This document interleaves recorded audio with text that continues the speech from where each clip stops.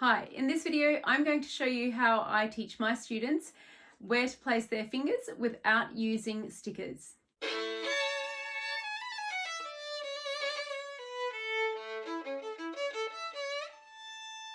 Thanks for joining me here at Violin with Catherine. If you're new here, please make sure you hit the subscribe button and the like button down below. New videos come out every Friday. So with beginners, what I first do, I don't start with first finger when we start placing our fingers. We actually start with the third finger. And there are two reasons why I really like this. One is that, first of all, it helps you to get a better hand shape for the hand here. If we start with first finger an old traditional way, we would sometimes get the hand being sort of flattened out rather than curled around this way. What I actually do in terms of getting the right shape is before we even do fingers on the strings, we do left hand pizzicato with the pinky in particular. You can do it with your other fingers as well, but that really helps you to get that shape. However, when we do place the fingers, the other reason I really like the third finger is that we can find the placement based on the sound of the note. So if we play third finger on the D string, we make the sound G, which is the same as our string below. Or if we do third finger on the A string, we make a D, which matches our D string below. And likewise on the E string, we make an A, which matches with the A string right below. So obviously they're one octave above. So I will teach students what an octave is before we go into doing this. And it's not always easy for students to hear this straight away, but it's a really good oral training practice as well to listen for those octaves. So one thing that we're going to be listening for is the octave, and the other thing is the ringing tone that we get when we place that note perfectly, when we place that finger perfectly on the string, that third finger. So if I play my third finger on the D string again, my bow's finished and you can still hear a resonating sound, and that's our ringing tone. And we can get the same on the A string with the D string.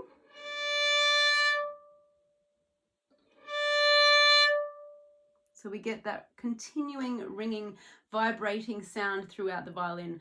I love to call this, say that the G string, like when you play the G on the D string, the third finger on the D string, the G string is, excited because it hears its own sound, and then the whole sound resonates more strongly around through the body of the violin. So this is a really clear way for students to know if their third finger is perfectly in tune or not. So once you've got that, and another thing you can do to practice actually getting that really, really in tune is the harmonic on the lower string, which makes the exact same sound. So what I mean is, if you play the third finger on the A string, you're making the note D. If you want to hear this same note as a harmonic, we can do our halfway harmonic. So on our D string, we're going to put our fourth finger halfway along the string. So we're just going to let our hand just go plonk. Just let the palm kind of come up here easily. So you're just going to slide the hand up like this and just let the fourth finger fall onto the D string. So D, plonk, fall, and there's our harmonic. Now if the harmonic finger placement isn't right, you'll get this kind of sound. It's really clear it's not right. So if you move it around a bit, there's one point where it's absolutely clear and it's unmistakable. So that one is quite easy to get and place, because you can't you can't play that out of tune. It's just not going to sound at all. So if you want to make sure you can listen to that sound, then you come back to your third finger position and make sure it matches that sound. That can be a little bit easier for people to hear as the same sound rather than the octave, which sometimes is a little hard for people to hear when they first begin. So that's the start, is finding that third finger placement. And then from there, which you may have come across in some of my other videos, I love hand shapes. So the first one that we use is the M shape. It's the most natural position, I think, for our hand to fall in. So the second and third finger are together. So we have our first finger with a space or a tone, then our second and third fingers together, a semitone and a space or a tone to our fourth finger. So our third finger will be placed on that note that we've just been practicing, and then we want to keep this shape. Now that doesn't tell you that all those notes are going to be perfectly in tune, but it's a starting point and it's a guide. We do also need to just practice listening and singing our tones and semitones to make sure that we can hear them really, really well. And just practice playing it up and down. You will develop the ear, hopefully. If you are not sure, you can use a tuner, or if you've got a keyboard nearby, you can use that to help you out as well. So if we've got our third finger on the A string, we make sure that's really nicely in tune. You can check it with the octave, or you can check it with the harmonic D, and come back to the 3. And then from there, we'll just start going down. 3, 2, we've got our M shape, our positioning like this with a space between 1 and 2 and a 2 and 3 together. At this point, we haven't actually put the fourth finger. So we're going to start with the 3, go down, come back up, place the 4 and come back to the 3. So we want to land back in the same place. So everything's going to hover around the note that we're playing with our third finger, whatever string you're on. The D and the A are really nice ones to start with, and they're a little bit clearer to hear. The G, going over to the G string, sometimes it's not as easy for beginners, or the E string is not always as easy. But I let students play around with this, and I let them choose the string that they prefer as well. So some are more comfortable just staying on the D or the A. Others want to experiment and move around. So whatever you're more comfortable with. We're going to do the A string for now. So we're finding our perfect third finger. We're checking it with the open D string for the nice octave. We can also check it with the harmonic and come back. And now we're going to climb down. 3, 2, 1, A, 1, 2, 3. We can go up to the 4 and back to the 3. Now the fourth finger you can also check with your string above, which will be the exact same note. So on the A string, we've got A, B, C sharp, D, and E. This E being the same E as our E string.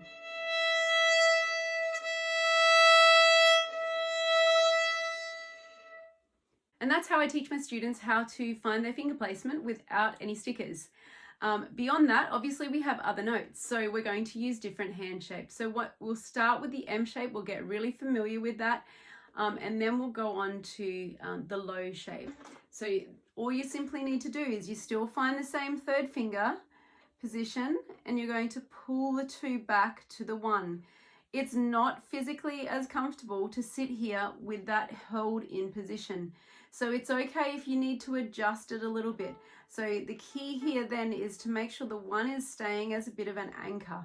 So make sure the 1 is quite solid with where it's positioned, so it doesn't sort of slide around, and you can then pull the 2 back to match the 1. I will also say that our hand shapes, so sorry, I didn't really explain that, the low shape. So our M shape, don't mind my calluses here, that's just from my exercise. So we've got our M shape, I call it M for middle because the middle fingers are together. And then when we move the second finger down to the first finger, we're calling that low because it's a low 2. It's just a name, they're not official technical terms, but they're kind of fairly common now in pedagogy, especially in my hometown, Brisbane. We're also going to go through a high shape and an open shape. So we'll briefly go through those ones today. If you're just starting out, just focus on this one and just focus on getting that third finger in tune and listening to get the correct distances between your tones and semitones, or sometimes they're also called whole step and half step. So if we're moving to the low shape now, so the only finger which is going to change position is the second finger. So all the other fingers are in the same position as before. Starting with our 3, you can check that with your open D. You can check your harmonic and match the D, third finger. So we're going to go 2, 3, then low 2, a whole tone.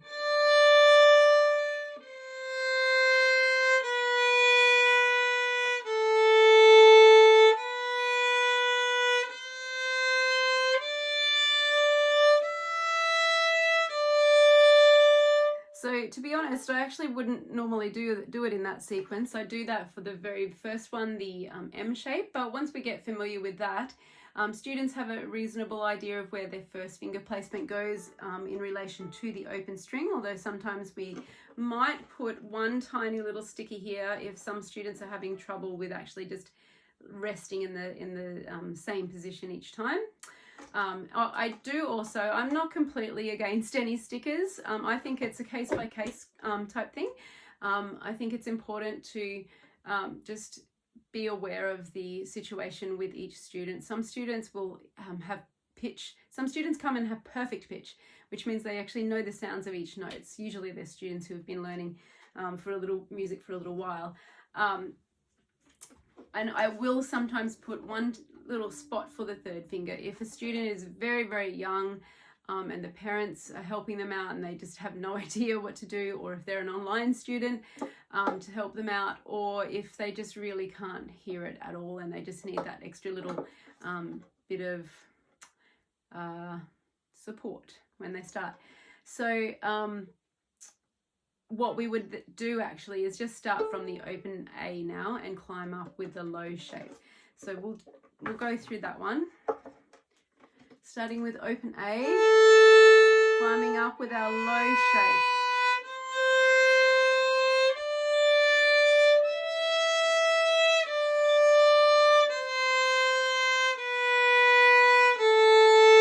Now, in general, just another little point, and if you're wondering, you might have noticed my first finger actually came off there. We don't have to lock all the fingers on the string, but we definitely don't want to take them all off like this. We need to keep a foundational point.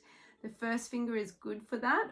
If that one wants to sort of lift off for the comfort of reaching to that fourth finger, it's fine as long as it knows where to come back to in the same position.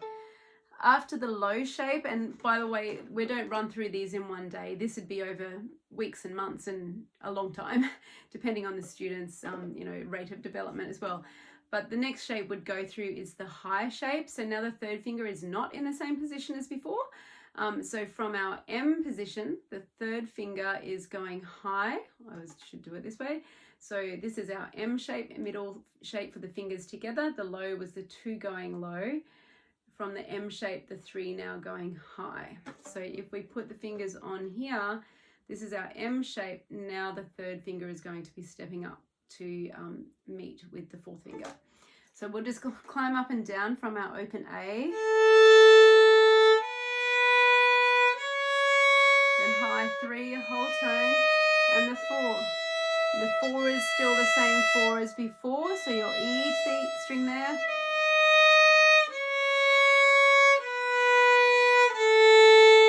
And the last one we would learn, which would come after quite some time, is our open shape, where we have a tone or a whole step between each finger.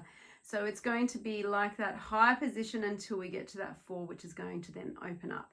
So 1, 2, high 3, and then open up for the 4.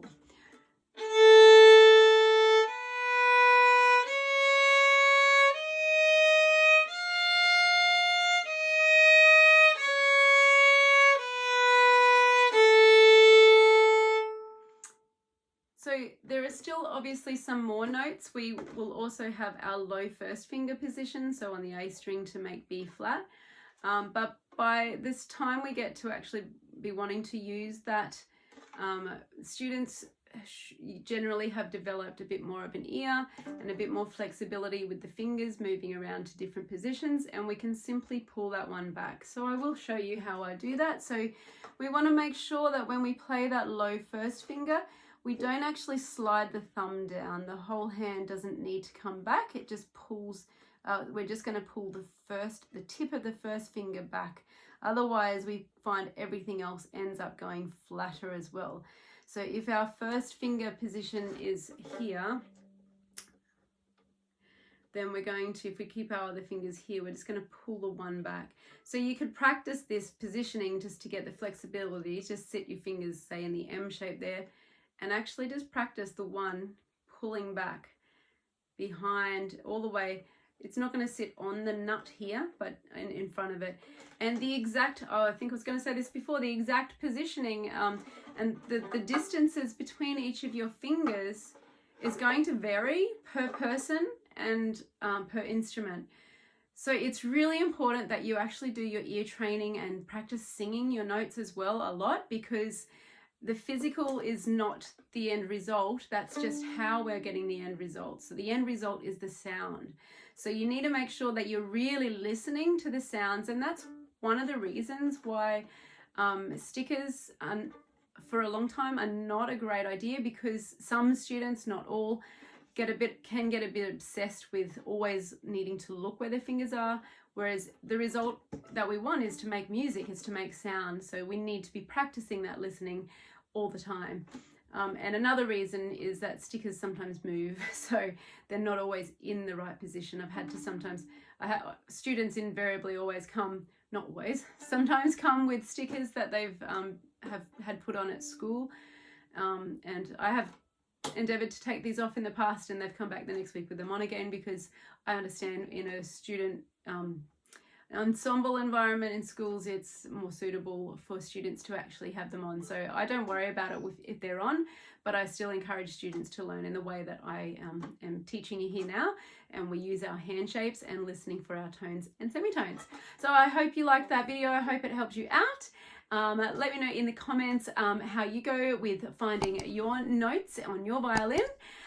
Also, if you want any freebies, I've got some free sheet music. You can get it down in the description below. I also have a free ebook with answering the most, or just covering the 4 most common questions or problem areas for violin beginners to intermediate players, adult learners.